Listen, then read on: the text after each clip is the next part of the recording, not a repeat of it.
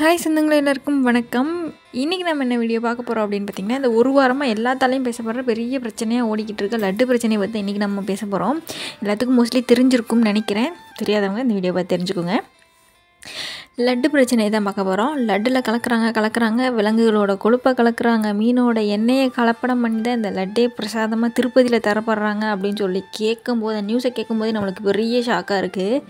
இதை கொஞ்சம் நினச்சி பாருங்களேன். அந்த பெருமாளை கும்பிட்டுட்ருக்கவங்க பியூர் வெஜிடேரியனுக்கெலாம் அந்த நியூஸை கேட்டோன்னே எப்படி இருந்திருக்கும், அந்த நிலமை எப்படி இருந்திருக்கும்? பயங்கர ஷாக்காக தான் இருந்திருக்கும்.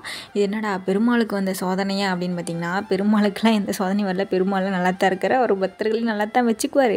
பெருமாளே கதி. பெருமாளை பார்க்க போய் பெருமாளை சேவிக்கணும்னு கடவுள் நம்பிக்கையில் நம்ம போய் லட்டு வாங்க போனோம் பார்த்திங்களா, அங்கே வச்சா மாதிரியா ட்விஸ்ட்டுங்கிற மாதிரி அந்த லட்டு வாங்க போன நமக்கு வந்த சோதனை தான் இது.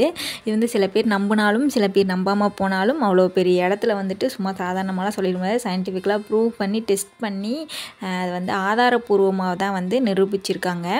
என்ன தான் சொன்னாலும் நம்ம மக்கள் சில பேர் நம்புகிறவங்களும் இருக்காங்க, நம்பாதவங்களும் இருக்காங்க. இந்த குறைஞ்ச 5-6 நாளில் பார்த்திங்க அப்படின்னா 16 லட்சம் லட்டு வந்து சேல்ஸ் ஆகிருக்கு. அது வந்து குறையலை அப்படின்னு வந்து சொல்லியிருக்காங்க. இது வந்து நம்ம தப்பு கிடையாது.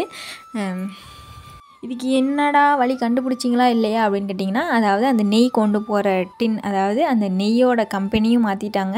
இனிமேல் வந்து வேறு கம்பெனிலேருந்து தான் நெய் வரும் அப்படின்ற மாதிரி சொல்லியிருக்காங்க. அதுக்கப்புறம் அந்த டின் கொண்டு போகிற லாரியை வந்து ஜிபிஎஸ் செட் பண்ணுறதா வந்து அறிவிச்சிருக்காங்க.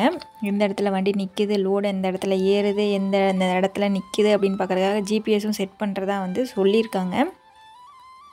சில பேருக்கு வந்து இது பெரிய ஷாக்காக இருக்கும். சில பேர்த்துக்கு வந்து யூஸ்வலாக நார்மலாக எடுத்துகிட்டு போயிட்டே இருப்பாங்க. பெருமாளுக்கே இவ்வளோ ட்விஸ்ட் வைக்கிறாங்க அப்படின்னா, அதாவது அவர் வெஜ்ஜு, அவருக்கே இவ்வளோ ட்விஸ்ட்டுன்னா நம்ம ஊரில் இருக்க காளி, மாரி, கருப்புசாமி கிடச்சிருந்தா என்னென்ன பண்ணியிருப்பாங்க.